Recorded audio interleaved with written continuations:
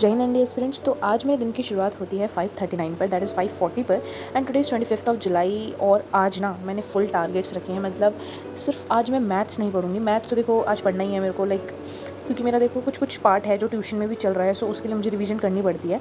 सो इसीलिए मैथ्स तो मेरा डेली अभी चल रहा है, बट मैं ना जो मेरे कोर सब्जेक्ट्स हैं उन पर बिल्कुल ध्यान नहीं दे रही।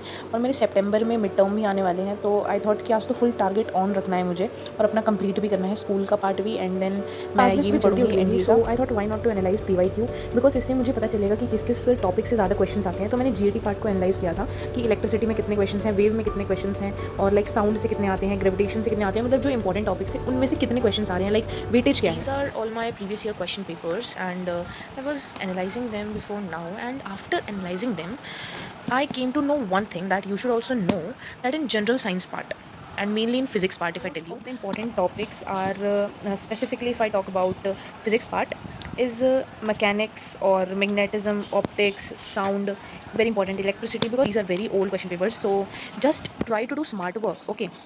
And specifically concepts like motion, laws of motion, work, energy, power, or current, electricity, and properties of waves are very important, very very important, because if you will talk to the senior most who had given exams of this NDA or CDS, because science or English part is all the same only, so you will realize that yes, these are the important topics. Yes guys, if you're from arts or commerce stream, then you will know that this chapter is from economics, and इस chapter का ना मेरा test है Monday को, मतलब oral test है, तो मैंने सोचा इसको फटाफट कंप्लीट करके साइड कर देते हैं, बिकॉज ये इतना मुश्किल चैप्टर नहीं है अभी तक। बिकॉज सर ने कहा है कि ना मैं आउटफ्लो और इनफ्लो ही पूछूंगा, ज़्यादा नहीं। और ये जैसे नोट वगैरह हैं, ये इंपॉर्टेंट जो चीज़ें हैं कि कौन से अकाउंट में कौन सा इनफ्लो या फिर आउटफ्लो जाएगा, किस टाइप ऑफ लैंडिंग्स में, बोरिंग्स में, तो ऐसे क्वेश्चन पूछेंगे। ज़्यादा मुश्किल तो नहीं, अगर पूछना भी होगा तो ये मीनिंग वगैरह पूछ लेंगे और कुछ क्वेश्चन आंसर्स वगैरह सुन लेंगे। ओरल टेस्ट लाइक कि हमारी प्रिपरेशन चल रही है या फिर नहीं।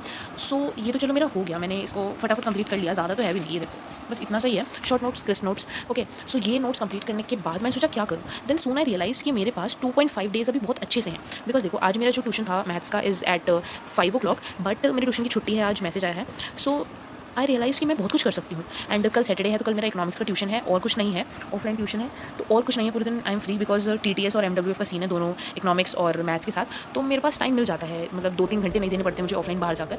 सो ये मेरे लिए इको रिवाइज करने के बाद मैंने पार्ट्स ऑफ स्पीच का रिवीजन किया, बिकॉज पार्ट्स ऑफ स्पीच मैंने बहुत पहले करा था, लाइक अराउंड 1 to 2 months पहले किया था जब मैं प्रिपरेशन कर रही थी, तो काफ़ी दिन हो गए थे, तो मैं इसे थोड़ा थोड़ा भूल भी गई थी। So I thought why not to revise it again. And ये करने के बाद मैंने वोकेबलरी पढ़ी थी, जिसमें से अराउंड 10 to 15 वर्ड्स मैंने रीड आउट किए थे और उनके सिनोनिम्स और एंटोनिम्स दोनों पढ़ लिए थे। बस मैंने उसे नोटबुक में नहीं लिखा, बिकॉज मेरे पास ना ऑलरेडी एक वोकैब लिस्ट है। आज सैटरडे है एंड मेरी पीटीएम भी है, तो सुबह सुबह छाछ पीने के बाद मैं अपने स्कूल गई थी। एंड पहुंचने के बाद ना मेरे को ये पता चला कि टोकन मिल रहे हैं वहाँ पे, और हमारी जो पीटीएम है वो class teachers and manager sir, like school के जो हेड हैं उनके साथ भी हो रही है, because he wants to know कि कौन सा बच्चा मेरी भी टीचर से मार्क्स ही आए हैं, लाइक 40 मार्क्स का एग्जाम था, सो 30 to 35 के बीच में आए हैं, ओके मार्क्स हैं।